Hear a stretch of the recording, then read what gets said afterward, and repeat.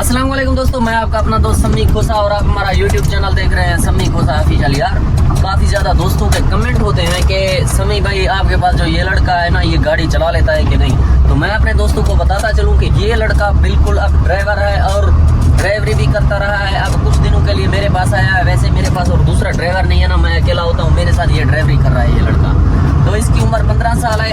3 महीने में मैंने इसे गाड़ी सिखाई है। ये ड्राइवर है, ये देखें कमाल की गाड़ी चलाता है, ये देखें। तो 3 महीने में मैंने इसे गाड़ी सिखाई है। ये गाड़ी सिखाता है और इसने तकरीबन 2 महीने अभी ड्राइवरी भी की है सिंध के इलाका में।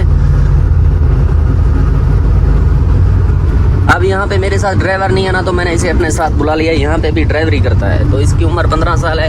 3 महीने में मैंने इसे ड्राइवर बनाया है। काफ़ी ज़्यादा दोस्तों के जो कमेंट होते हैं ना, वो यही होते हैं कि समी भाई ये गाड़ी चला लेता है या नहीं। तो गाड़ी भी चला लेता है और ड्राइवर भी है। सारे दोस्तों का थैंक यू। और हमारे जो दोस्त नए हैं ना, वो सबसे पहले हमारे चैनल को सब्सक्राइब करें। तो इसी के साथ ही मिलते हैं अपनी अगली वीडियो में। रब रखा, अल्लाह हाफिज़।